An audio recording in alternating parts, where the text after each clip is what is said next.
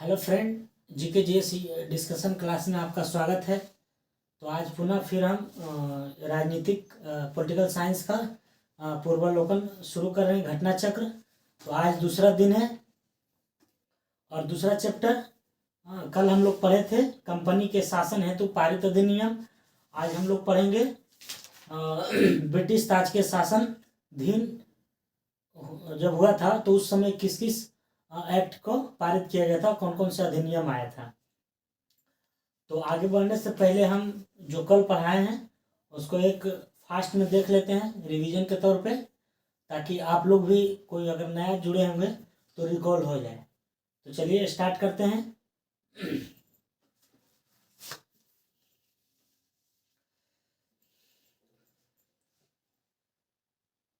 बताना कि ब्रिटिश संसद के 1773 के रेगुलेटिंग एक्ट के द्वारा बंगाल के गवर्नर जनरल को बंगाल का गवर्नर जनरल पद नाम दिया गया।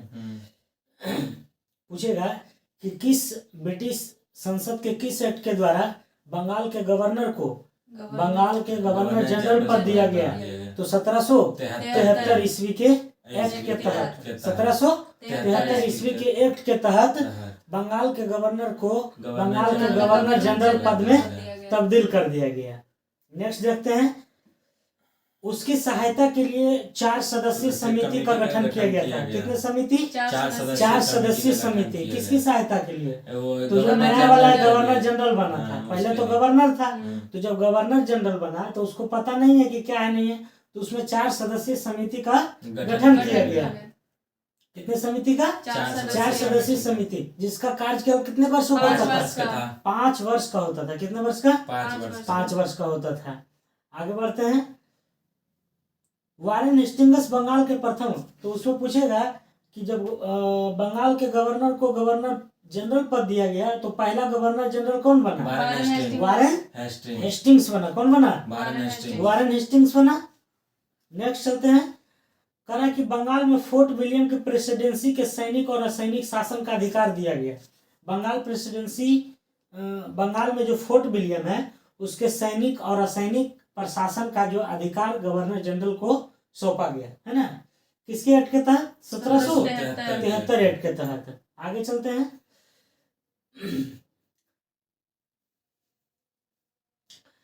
इस एक्ट के तहत, इस एक्ट मतलब 1773 एक्ट के तहत एक उच्चतम न्यायालय की स्थापना किया गया। क्या किया गया? एक उच्चतम न्यायालय की स्थापना किया गया 1774 ईस्वी। कब किया गया था? 1774 ईस्वी में। 1774 ईस्वी में, जिसके प्रथम मुख्य न्यायाधीश कौन थे? एलिजा एम्पे, है ना। कौन थे? सर एलिजा एम्पे थे। कौन थे? उसमें 3 अन्य न्यायाधीश होते थे और एक मुख्य न्यायाधीश होते थे। तो पहला मुख्य न्यायाधीश कौन थे? तो सर एलिजा एम्पे थे। आगे चलते हैं, कंपनी के कर्मचारियों पर निजी व्यापार करने पर भारतीयों को उपहार लेने पर प्रतिबंध लगा दिया गया। और 1773 एक्ट में कि निजी व्यापार, कोई भी जो है कर्मचारी जो ब्रिटिश कंपनी का है वो निजी व्यापार नहीं कर सकता है, चाहे ब्रिटिश का हो चाहे इंडियन का हो, निजी व्यापार नहीं कर सकता है और ना ही भारतीयों से उपहार ले सकता है, मतलब दान उन नहीं ले सकता है और ना ही अपने मन से व्यापार कर सकता है। अगला है कि पिट्स इंडिया एक्ट 1784 आया है। तो 1773 में क्या क्या पढ़े हम लोग, एक बार रिकॉल करते हैं। 1773 एक्ट के तहत, ब्रिटिश संसद एक्ट के तहत गवर्नर पद को, बंगाल के गवर्नर पद को गवर्नर जनरल पद में तब्दील कर दिया गया। उसके बाद उसमें उसको सहायता के लिए 4 सदस्यीय समिति का गठन किया गया, जिसका कार्यकाल कितना? 5 वर्ष।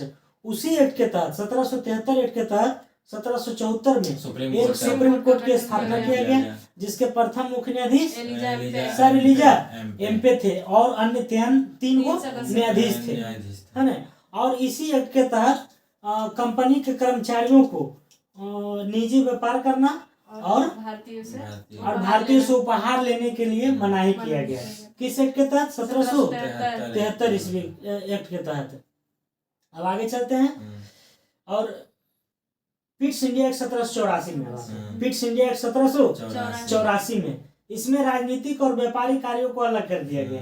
पहले सब मिलल जुलल था, लेकिन जब पिट्स इंडिया एक्ट 1784 आया तो इसमें राजनीतिक और व्यापारिक दोनों को अलग कर दिया गया, है ना। व्यापार का जिम्मा दे दिया निदेशक मंडल को, जो व्यापार के कंट्रोल बोर्ड के निदेशक जो होते थे उसको दे दिया गया, और राजनीतिक के लिए एक अलग बोर्ड का गठन कर दिया गया। ठीक है,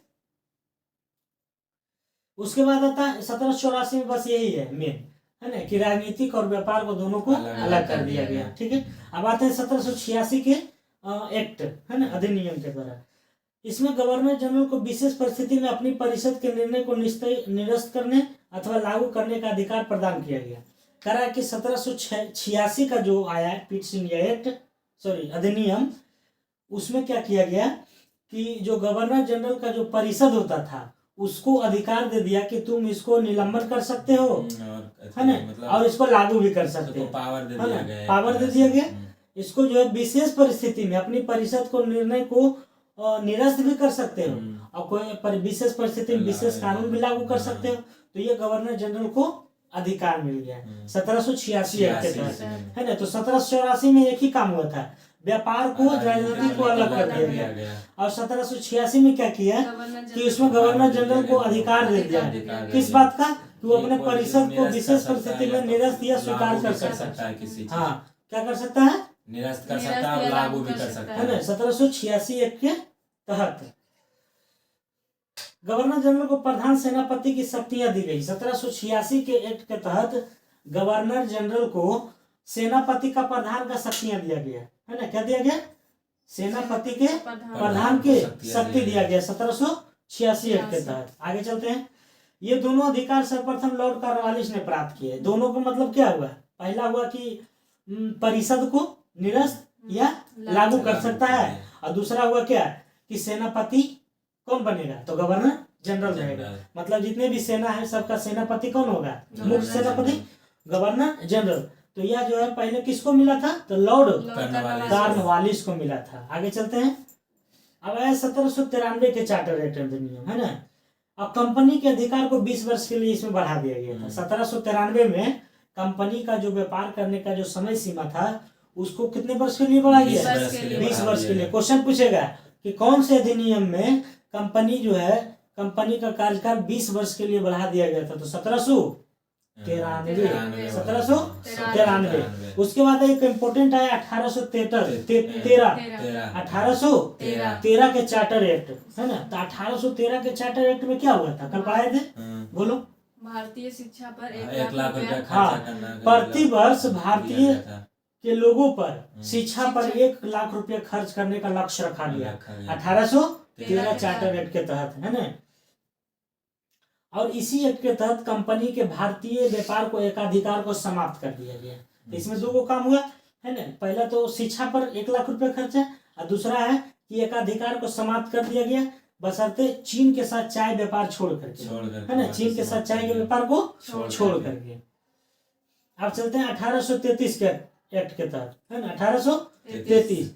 तो 1833 चार्टर एक्ट के द्वारा बंगाल के गवर्नर जनरल को संपूर्ण भारत का पूछेगा कि अभी तक तो हम लोग पढ़ रहे थे किसका, कि बंगाल के गवर्नर जनरल है, लेकिन अब 1833 का जो अधिनियम आया वो पूरे भारत का गवर्नर जनरल कहने लगे। क्या हुआ, पूरे भारत का। अब खाली वो गवर्नर बंगाल का नहीं हुआ, अब पूरे भारत का गवर्नर जनरल। किस एक्ट के तहत, 1833। और इसमें यह भी जिक्र किया गया कि किसी भी व्यक्ति को जाति, लिंग, धर्म के आधार पर सरकारी नौकरी में भेदभाव नहीं किया जाएगा 1833 के तहत, है ना। जो कि अभी वर्तमान अनुच्छेद 16 में है ना। लिंग जन्म जाति के आधार पर नियोजन में समानता है ना। क्या है, समानता है। लॉर्ड विलियम बेंटिक भारत का प्रथम। अब इसमें जब भारत पहले तो था बंगाल के गवर्नर जनरल, है ना, अब हो गया पूरे भारत के गवर्नर जनरल। तो उसमें सबसे पहला गवर्नर जनरल कौन हुआ था, लॉर्ड विलियम बेंटिक था। लॉर्ड विलियम भारत के प्रथम गवर्नर जनरल कौन थे, लॉर्ड विलियम बेंटिक। अगर पूछेगा कि बंगाल के प्रथम गवर्नर जनरल कौन है, तो वारेन हेस्टिंग्स है। क्या होगा? Warren Warren. हेस्टिंग्स, अब भारत के पूछ देगा तो लॉर्ड विलियम। बेंटिक, अब पूछ देगा कि कौन सा ऐसा गवर्नर जनरल था जिसको प्रधान शक्ति सेनापति का मिला था सबसे पहले? लॉर्ड कॉर्नवालिस को, लॉर्ड कॉर्नवालिस को। आगे चलते हैं। कंपनी के समस्त व्यापारिक कार्य समाप्त कर दिए गए तथा भविष्य में उसे केवल राजनीतिक कार्य करने थे। गवर्नर जनरल के परिषद में एक कानूनी सदस्य को सम्मिलित किया गया है ना। लॉर्ड 1833 में कह रहा है कि सबसे पहले इसमें जो है जब भारत का गवर्नर जनरल बना पूरे भारत का, तो उसके बाद एक कानूनी सदस्य बना, एक कानून का एक सदस्य बना, मतलब कानून का अलग से देखरेख करेगा है ना। तो कानून सदस्य सम्मिलित किया गया जिसमें प्रथम कौन थे? लॉर्ड मैकाले थे। कौन थे? लॉर्ड मैकाले थे। बोलो, लॉर्ड मैकाले थे। इस एक्ट के तहत पर सब परिषद गवर्नर जनरल को पूरे भारत के गवर्नर जनरल कहलाने लगा। और सबसे पहले भारत के गवर्नर जनरल कौन हुए? Lord William Bentinck, Lord William Bharat के बेंटिक। इसी एक्ट में नियुक्ति के लिए योग्यता संबंधी मानदंड भेदभाव को समाप्त किया। 1813 मानदंड अपनाकर भेदभाव को समाप्त कर दिया गया। कह रहा है कि 1833 के चार्टर अधिनियम के तहत ही सरकारी नौकरी में नियुक्तियां हेतु है ना योग्यता संबंधी मापदंड अपनाकर भेदभाव, मतलब कोई भेदभाव नहीं होगा है ना। मापदंड मतलब जो भी मापदंड होगा नियुक्तियां का उस सब पर लागू होगा है ना। ऐसा नहीं कि तुम गोरा हो तो तुमको ले लिया जाएगा, तुम काला हो तो उसको छाड़ दिया जाएगा, ऐसा नहीं होगा है ना। नियुक्तियां जो होगा एक समान होगा। उस जो मापदंड सरकार तय किया है उस मापदंड के अनुकूल उसको लिया जाएगा, चाहे वो व्यक्ति कोई भी हो। ठीक है, 1833 एक्ट के तहत। अब आया 1853 एक्ट के तहत। इसमें जो कह रहा है कि विधायी शक्तियों को कार्यपालिका शक्तियों से अलग करने की व्यवस्था की गई है ना। विधायिका को कार्यपालिका से अलग किया गया। पूछता है क्वेश्चन कि विधायिका को कार्यपालिका से अलग किया गया किस अधिनियम के? 1853 विधायिका को कार्यपालिका से अलग किया गया था 1853। विधि निर्माण हेतु भारतीय केंद्रीय विधान परिषद की स्थापना की गई। सिविल सेवकों की भर्ती एवं चयन हेतु खुली प्रतियोगिता किया गया है ना। सिविल सेवा की जो भी भर्ती होता था उसमें खुली छूट दे दिया गया, कोई भी भर सकता है उसके मापदंड के अनुसार। तो कल यही पढ़ाए थे जो हम लोग इसको रिवीजन कर दिए। तो चलिए अब देखते हैं हम लोग अगला। तो अब देखते हैं कि ब्रिटिश ताज के शासनाधीन पारित अधिनियम। अब क्राउन के हाथ में जब आया राजपाट तब वो कौन कौन सा नियम कानून लाया, अब उसके बारे में देखते हैं। तो कह रहा है कि ब्रिटिश संसद के भारत शासन अधिनियम 1858 के द्वारा भारत का शासन ब्रिटिश ताज के अधीन कर दिया गया। ठीक है, अब इसको हम समझते हैं ठेठ भाषा में। कह रहा है कि ब्रिटिश संसद के भारत शासन अधिनियम 1858 आया। ठीक ना, 1858 कौन सा आया? 1858। इसके द्वारा भारत का शासन जो था, पहले तो गवर्नर जनरल था, अब जो है ब्रिटिश ताज के अधीन कर दिया गया। ब्रिटिश ताज मतलब समझ रहे हो, जो ब्रिटेन में महारानी जो बैठी थी अब उसके अधीन हो गया। अब इसके पहले चल रहा था कि उसके द्वारा जो व्यक्ति भेजा जाता, हाँ वहां से जो व्यक्ति डिप्यूट करके भेजा था वही चलाता था और मनमानी करता था, जिसको जैसे कानून बनाना रहता था बनाता था। लेकिन कुछ भारत से शिकायत मिलने के बाद जो है कि नहीं ये सब बदमाशी कर रहा है, तो ब्रिटिश ताज जो है अपने अधीन ले लिया कि अब हम शासन चलाएंगे है ना, तुम लोग अब साइड हो जाओ। तो 1858 के तहत 1858 के तहत गवर्नर जनरल को अब भारत का वाइसराय भी कहा जाने लगा। अच्छा, पहले अब देखो, अब दिमाग में लगो, पहले गवर्नर था, फिर गवर्नर जनरल बना, फिर भारत के गवर्नर जनरल बना और उसके बाद भारत के वाइसराय है ना। तो ये 4 टॉपिक चेंज हुआ। तो कह रहा है कि गवर्नर जनरल को अब भारत का वाइसराय भी कहा जाने लगा है। कब? जब 1858 का अधिनियम आया तब है ना। ये 1858 के तहत भारत का जो मतलब शासन है क्राउन के हाथ में जब चला गया था, तो जो भारत के गवर्नर जनरल को भारत का वाइसराय कहने लगा है ना, जो ब्रिटिश ताज का प्रत्यक्ष प्रतिनिधि बन गया। प्रत्यक्ष मतलब डायरेक्ट, मतलब डायरेक्ट कनेक्ट रहता था किससे? तो ब्रिटिश महारानी से है ना, कोई बीच में नहीं। डायरेक्ट जो भी रिपोर्ट करना है किसको करेगा? डायरेक्ट महारानी को, और महारानी डायरेक्ट वाइसराय को है ना। कहा जाने लगा, जो ब्रिटिश राज का प्रत्यक्ष प्रतिनिधि बन गया। लॉर्ड कैनिंग भारत का प्रथम वायसराय बना, है ना। अच्छा। पूछता है इसका क्वेश्चन कि बताइए कि भारत का प्रथम वायसराय कौन था? Lord Canning. और इसके बारे में ये भी पूछता है कि बताइए कि भारत का अंतिम गवर्नर जनरल एवं प्रथम वायसराय। तो लॉर्ड कैनिंग होती, क्योंकि वायसराय बन रहा है तो अंतिम गवर्नर जनरल भी होगा, तब ना इसको वायसराय बना दिया गया। तो इसको ऐसे घुमा के पूछता है ना, कि प्रथम गवर्नर अंतिम गवर्नर जनरल और प्रथम वायसराय लॉर्ड कैनिंग। कौन थे? Lord Canning. Lord Canning Bharat का प्रथम वायसराय बना। इस अधिनियम द्वारा भारत के राज सचिव पद का सृजन किया गया और एक सचिव पद का भी अलग से सृजन किया गया। जैसे जो सचिव होगा, है ना, अभी होता है ना सचिव अलग अलग डिपार्टमेंट में, तो उस तरह से पहले वायसराय तो वो हुआ, लेकिन अब एगो सचिव भी होगा, है ना। क्या होगा? सचिव के पद पर भी कोई बैठेंगे, जिसमें भारतीय प्रशासन पर संपूर्ण नियंत्रण की शक्ति निहित थी, है ना। ये जो सचिव था, ये संपूर्ण भारत का जो है प्रशासन से संबंधित, मतलब लाइन ऑर्डर से संबंधित उसको कंट्रोल करना था। किसको? सचिव को। उसकी सहायता के लिए 15 सदस्यीय परिषद का गठन का प्रावधान किया गया। सचिव का जो सहायता करने के लिए उसमें 15 वो व्यक्ति को और सम्मिलित किया गया कि चलो भाई, तुम अकेले नहीं रहोगे, तुम्हारे साथ 15 व्यक्ति और काम करेगा, है ना, और तुमको रिपोर्ट देगा, और तुम रिपोर्ट देगो वायसराय को, है ना। किसको देगा? अब वायसराय किसको देगा? क्राउन को देगा, है ना। यहाँ तक कोई दिक्कत नहीं। तो आगे चलते हैं। भारत परिषद अधिनियम अब 1861 आ गया। तो इसके पहले हम एक बार रिकॉल करते हैं 1858 को। तो 1858 के तहत क्या किया गया? बोलो एक बार।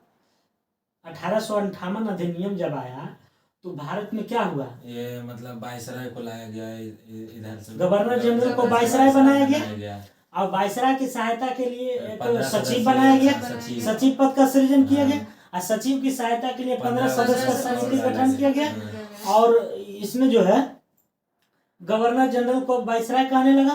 तो बताओ कि प्रथम भारत के अंतिम गवर्नर जनरल और प्रथम वायसराय लॉर्ड कैनिंग। तो अब चलते हैं 1861 वाला, है ना, भारत परिषद अधिनियम 1861। भारत परिषद अधिनियम 1861 के द्वारा कानून बनाने की प्रक्रिया में भारतीय प्रतिनिधियों को शामिल करने की शुरुआत हुई। अच्छा। है ना, फिर से पढ़ते हैं, ध्यान देना।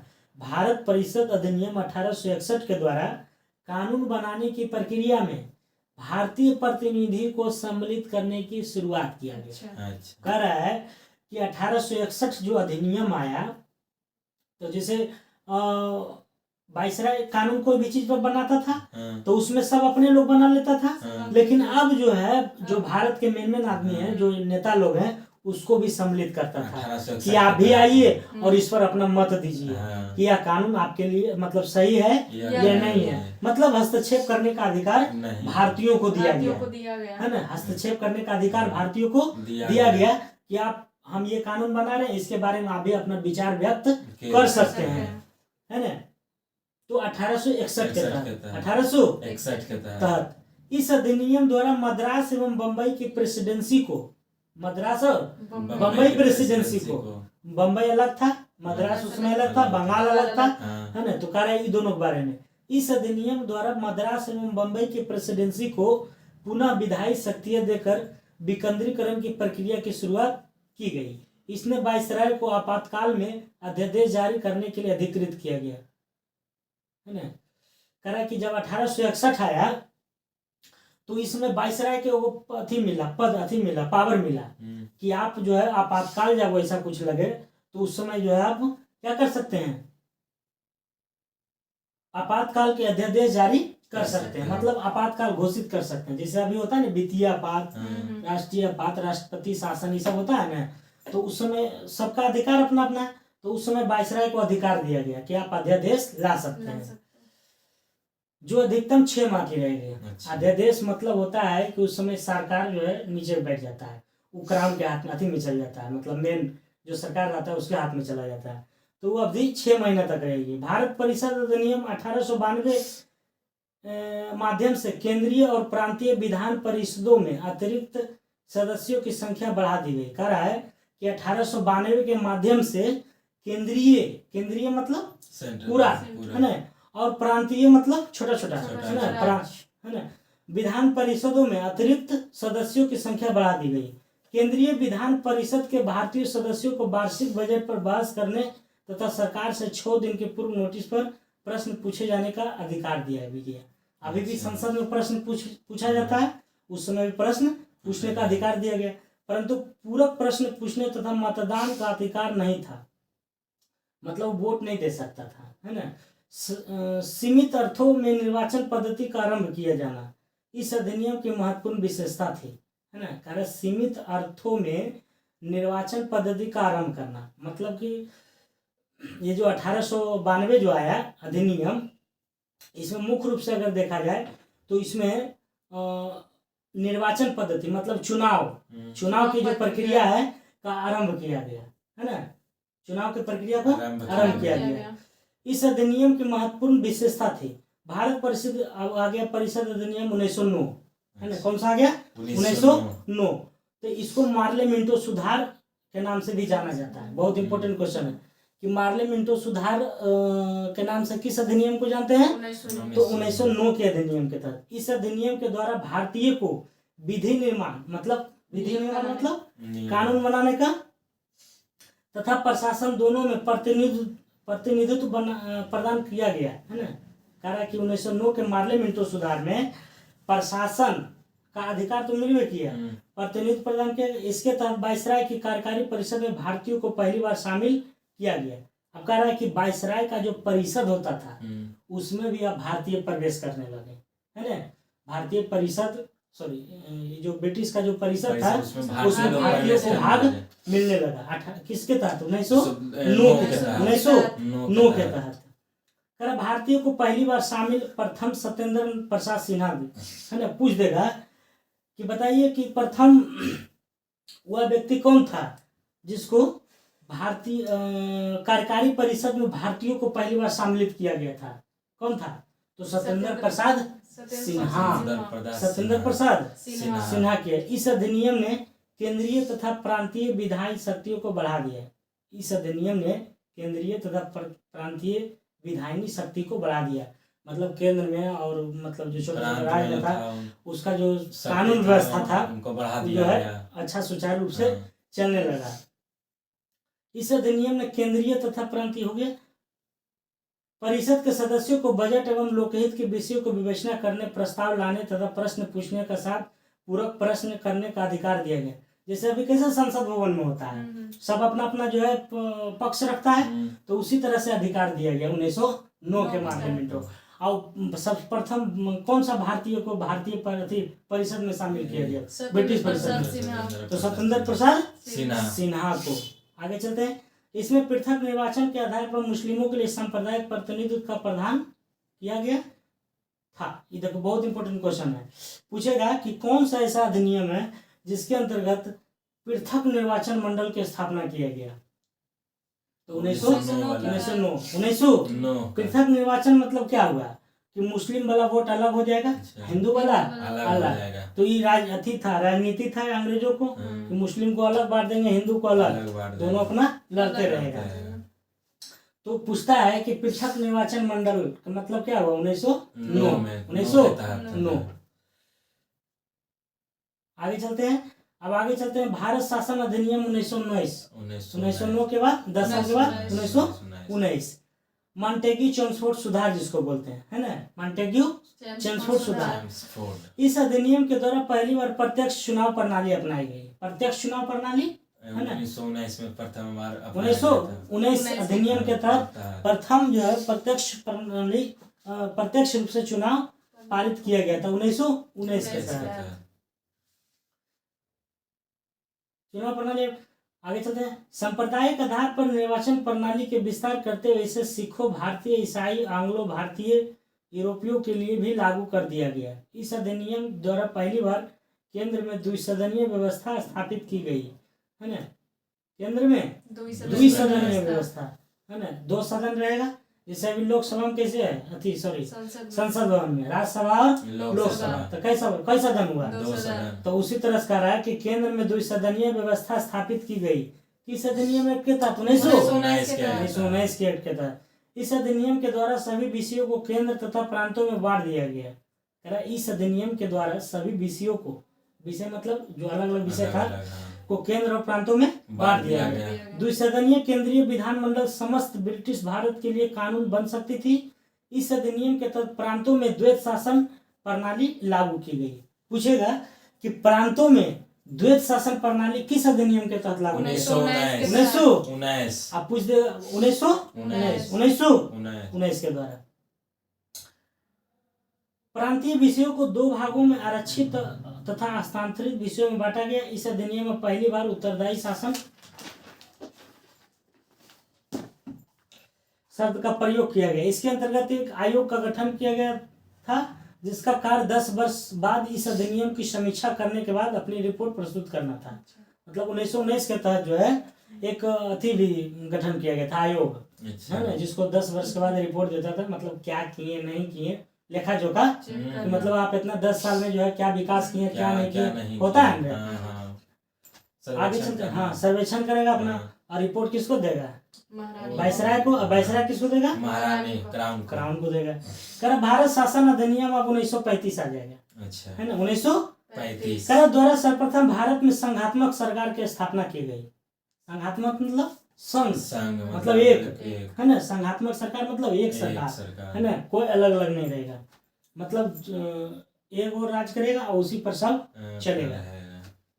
स्थापना की गई। इस अधिनियम के द्वारा प्रांतों में द्वैत शासन समाप्त करके केंद्र में द्वैत शासन ला दिया। देखो इंपॉर्टेंट क्वेश्चन है, 1919 में क्या कहा कि प्रांतों में द्वैत शासन लाया कर दिया है ना।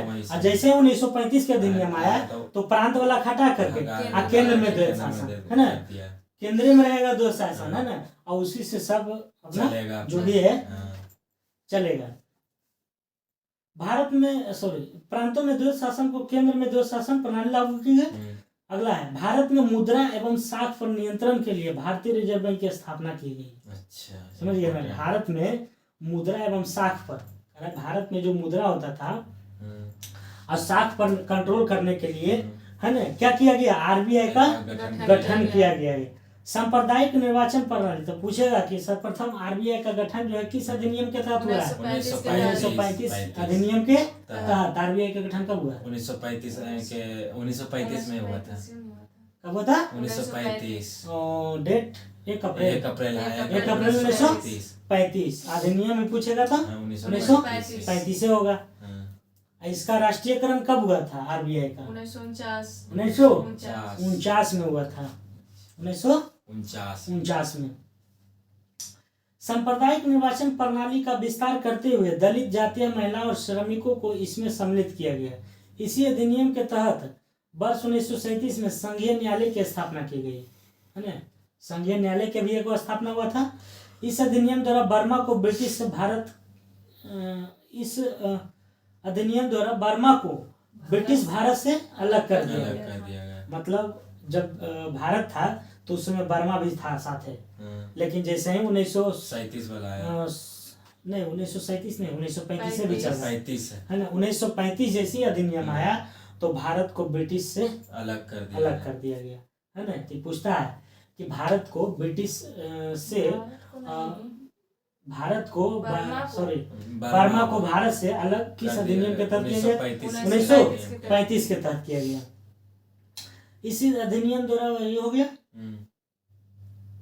तथा 2 नए प्रांत सिंध और उड़ीसा का निर्माण हुआ। 2 प्रांत का निर्माण हुआ है ना, सिंध और एक उड़ीसा प्रांत है ना। इसके तहत कुछ प्रांतों में द्विसदनात्मक व्यवस्था था। भारतीय स्वतंत्रता अधिनियम 1947 ने 15 अगस्त 1947 को भारत को स्वतंत्र एवं संप्रभु राष्ट्र घोषित किया। इसने वायसराय का पद समाप्त कर दोनों डोमिनियन राज्यों में गवर्नर जनरल का पद सृजित किया। इसके अंतर्गत ब्रिटिश शाही उपाधि से भारत का सम्राट शब्द समाप्त कर दिया गया है ना। जब 15 अगस्त 1947 को भारत जब आजाद हो गया तो भारत को स्वतंत्र एवं संप्रभुत्व राष्ट्र घोषित किया गया है ना। इसने वायसराय का पद समाप्त कर दिया। इससे पहले वायसराय चल रहा था, उसको समाप्त कर दिया गया और दोनों डोमिनियन राज्यों में गवर्नर जनरल का पद सृजित किया है ना। फिर से क्या हुआ? गवर्नर जनरल का पद सृजित किया। इसके अंतर्गत ब्रिटिश शाही उपाधि से भारत का सम्राट शब्द का समाप्त खत्म हो गया। कर दिया गया है ना, तो खत्म हो गया। अब इससे संबंधित 5-7 क्वेश्चन है, उसको देख लेते हैं हम लोग फटाफट। तो पहला क्वेश्चन है, निम्नलिखित में से किस अधिनियम के अंतर्गत भारतीय विधान परिषद को बजट पर बहस करने का शक्ति प्राप्त हुई थी? है ना, ऑप्शन 1892। 1892। क्वेश्चन क्या कर रहा है कि किस अधिनियम के अंतर्गत, ये सभी पूछा हुआ क्वेश्चन है, कह रहा किस अधिनियम के अंतर्गत भारतीय विधान परिषद को, भारतीय का जो विधान परिषद को बजट पर बहस, पहले बजट पर बहस करने नहीं मिलता था, सब अंग्रेजी अपना जो है पुआ पकाता था और काम करता था, लेकिन सबसे पहला बार जो है परिषद को बजट पर बहस करने का अधिकार भारतीयों को दिया गया 1892। भारत परिषद अधिनियम 1892। कह रहा कि 1892 के भारतीय परिषद अधिनियम ने विधान परिषद के कार्यों में वृद्धि की, है ना, और इसके तहत बजट पर बहस करने का अधिकार है। नेक्स्ट क्वेश्चन, ब्रिटिश भारत में, ब्रिटिश भारत मतलब भारत में जो ब्रिटिश था, सांप्रदायिक प्रतिनिधित्व को व्याख्या निम्नलिखित में से किस अधिनियम द्वारा किया गया है? सांप्रदायिक नहीं बताए थे कि सांप्रदायिक लाया 1909 वाला, है ना, सांप्रदायिक जैसे मुस्लिम लोग का वोट अलग, हिंदू लोग के अलग करवाया था, तो 1900 मार्ले मिंटो सुधार 1919 में तो प्रांतों में द्वैत शासन लगा, 1935 में प्रांत में हटा के केंद्र में द्वैत शासन कर दिया गया था। अगला क्वेश्चन है, निम्नलिखित में से किस एक अधिनियम द्वारा भारत में संघीय न्यायालय की स्थापना की गई थी? अभी पढ़ाए थे संघीय न्यायालय, तो ये तो 1935 के तहत, 1935 के तहत, 1935 के तहत। और पूछेगा कि भारत में सर्वप्रथम सर्वोच्च न्यायालय की स्थापना कब हुआ था? ये तो सर्वोच्च न्यायालय के 1774 अधिनियम के तहत 1774 में हुआ था, जो कि प्रथम मुख्य न्यायाधीश कौन थे? Sir Elijah Impey. और इसके कई सदस्य थे? 3 सदस्य थे। अगला क्वेश्चन, 4 सदस्य टोटल, 1 मुख्य थे और 3 उप मुख्य। अगला क्वेश्चन है, भारत का संघीय न्यायालय किस वर्ष में स्थापित किया गया था? तो बताए थे ना कि 35 अधिनियम के तहत 1937 में, 2 वर्ष बाद, है ना, 35 अधिनियम के तहत 1937 में भारत में एक संघीय न्यायालय की स्थापना किया गया। संघीय न्यायालय मतलब क्या हुआ? पूरे भारत में जितना है सबका न्यायालय क्या होगा? एक होगा, वही संघ न्यायालय होगा। तो 1937 में वो तो था प्रथम बंगाल के गवर्नर जनरल बना था, तो उस समय जो है बंगाल में प्रथम उच्चतम न्यायालय के स्थापना किया गया था। अगला क्वेश्चन है, केंद्र में द्वैत शासन किस अधिनियम के अंतर्गत स्थापित? 1935। केंद्र में द्वैत शासन, प्रांतों में द्वैत शासन 1919 और केंद्र में द्वैत शासन 1935 के द्वारा। आगे चलते हैं, किस अधिनियम ने केंद्र में द्वैत शासन प्रणाली को स्थापित किया? अभी बताया है, बताओ। 1935 में। अगला क्वेश्चन है, 1919 के भारत शासन अधिनियम की कौन सी प्रमुख विशेषताएं हैं? है ना, क्वेश्चन फिर से पढ़ते हैं। 1919 के भारत शासन अधिनियम में क्या विशेषता है? हम 4 को पढ़ते हैं, उसको करना है। प्रांतों को कार्यकारिणी सरकार में द्वैत शासन की व्यवस्था किया गया है ना, प्रांतों में द्वैत शासन, ये सही हो गया। दूसरा है, मुसलमानों के लिए पृथक सांप्रदायिक निर्वाचन मंडलों की व्यवस्था की गई। ये किसमें किया गया था? 1909 वाला में किया गया था, ये गलत हो जाएगा। तीसरा है, केंद्र द्वारा प्रांतों को विधायिनी शक्ति का स्थानांतरण हुआ। ये भी नहीं होगा, होगा। केंद्र द्वारा प्रांतों को विधायिनी शक्ति का स्थानांतरण, केंद्र तो कर नहीं सकता प्रांत में, स्थानांतरण कर दिया गया। केंद्र द्वारा प्रांतों को विधायिनी शक्ति का स्थानांतरण, है ना, किया गया, ये सही है। आगे चलते हैं, भारतीय विधान पालिका प्रथम बार द्विसदनीय बनाई गई थी। नहीं बोले थे कि 2 सदन बनाया गया केंद्र में?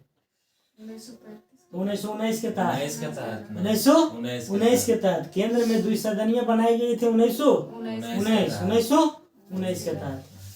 कम से कम एक बार जो है ना तुम लोग पढ़ना, और आप लोग भी प्लीज एक बार जो है पढ़ के आइएगा।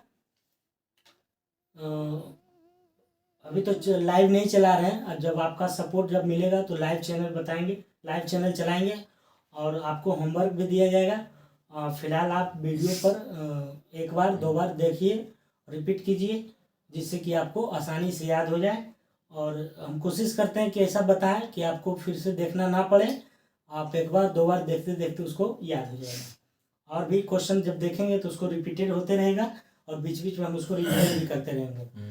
तो अगला क्वेश्चन है, केंद्र में कौन सा एक्ट द्विसदनीय विधेयक लाया गया? अभी बताएं 1919 द्विसदनीय विधेयक केंद्र में कब लाया गया था? किस एक्ट के तहत? 1919। अगला क्वेश्चन है, राष्ट्रपति की अध्यादेश निर्गत करने की शक्ति 1935 है ना?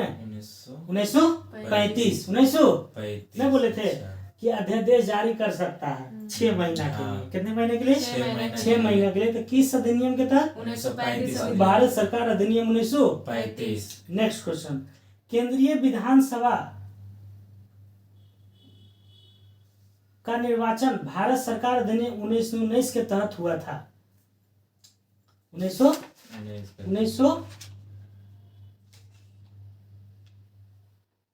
बताए सब 2-3 गुम देना है। कह रहा कि केंद्रीय विधानसभा निम्नलिखित में से कौन से निर्वाचन भारत शासन अधिनियम 1919 के तहत हुआ था? बताओ। तो 1926 और 1945। 1926 और 1945 में। अगला क्वेश्चन, किस अधिनियम द्वारा संवैधानिक निरंकुशता का सिद्धांत प्रवृत्त किया गया था? पूछ रहा है कि किस अधिनियम द्वारा संवैधानिक निरंकुशता का सिद्धांत प्रवृत्त किया गया? तो 1935 के तहत है ना? 1935 को ही है ना। अगला क्वेश्चन है, भारत के संविधान में केंद्र और राज्यों के बीच किया गया शक्तियों का विभाजन है ना किस पर आधारित था? किस अधिनियम के? 1919 नहीं 1935।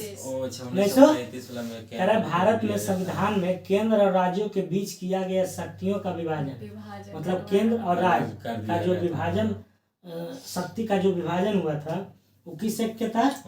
भारतीय सरकार अधिनियम 1935। नेक्स्ट क्वेश्चन,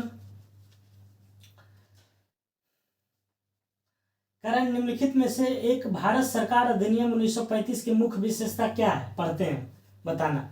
इस अधिनियम में अखिल भारतीय महासंघ का प्रावधान किया गया है? नहीं। 1935 में अखिल भारतीय। नेक्स्ट है, अवशिष्ट विषय प्रांतीय विधायिका को आवंटित किए गए थे।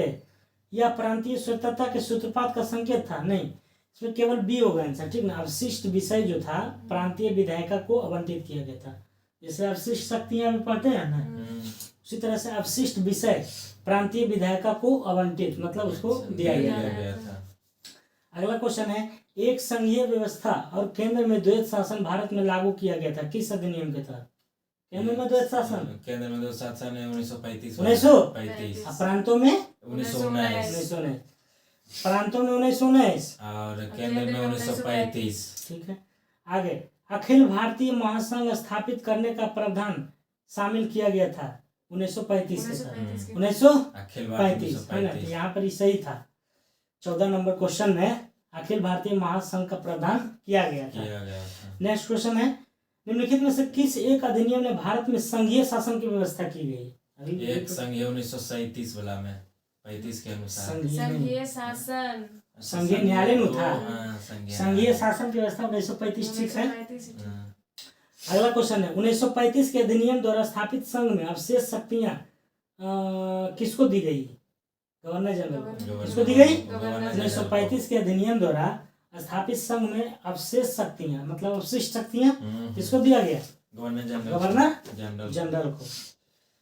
कारण निम्नलिखित में से कौन सा एक भारत शासन अधिनियम 1935 में स्वीकार किया गया? ऑप्शन, स्वीकार किया हुआ महत्वपूर्ण और अस्थायी अवयव नहीं है। तो ए नंबर, देश के लिए लिखित संविधान है ना, देश के लिए लिखित ये नहीं था उसमें 1935 में नहीं था उसमें। अगला क्वेश्चन, 1935 का गवर्नमेंट ऑफ इंडिया एक्ट क्यों महत्वपूर्ण था? 1935 में क्योंकि यह भारतीय क्योंकि संविधान का भारतीय प्रमुख संविधान का स्रोत था, है ना। यह भारतीय संविधान का प्रमुख क्या था? स्रोत। स्रोत था। मतलब स्रोत मतलब क्या होता है? एक रास्ता, मतलब एक रास्ता को निर्माण कर 1935 के एक्ट के तहत इसमें बहुत सारा हाँ बातों को जोड़ा गया है संविधान में। इसलिए हमारे प्रमुख है। संविधान जोड़ गए हैं। हम्म। तो 1935 में जो एक्ट था उससे कितना बात इसमें लिखा गया है। लिखा है। अगला क्वेश्चन है, किस अधिनियम के फलस्वरूप बर्मा भारत से अलग हुआ? 1935 के तहत 1935 के तहत 1935। तो आज 35 में बर्मा। हाँ 1935 एक्ट के तहत भारत में बर्मा था, उसको जो है 1935 के तहत अलग कर दिया गया भारत को बर्मा से। बर्मा को अभी वर्तमान में म्यांमार कहते हैं। क्या कहते हैं? म्यांमार कहलाता है। तो आज का क्वेश्चन यहीं तक था और आगे का चैप्टर है संविधान सभा एवं संविधान की निर्माण की प्रक्रिया। तो जैसे जैसे हम लोग आगे बढ़ेंगे पढ़ने में और मज़ा आने वाला है। तो कृपया करके वीडियो को आप देखिएगा और ज़्यादा वीडियो लंबा नहीं है, आप इसे 1.5 गुना करके भी देख सकते हैं आराम से। 1 से 2 बार में आपको याद हो जाएगा। और इसका जो भी रहेगा PDF हम टेलीग्राम बॉक्स पे डाल सकते हैं, क्योंकि कितने भाई के लोग के पास किताब नहीं है तो अपना PDF से पढ़ सकते हैं। तो जो भी हम पढ़ाते हैं उसको PDF के रूप में हम टेलीग्राम पे डाल देंगे, जिसका डिस्क्रिप्शन बॉक्स में दिया रहेगा चैनल पे। तो जय हिंद।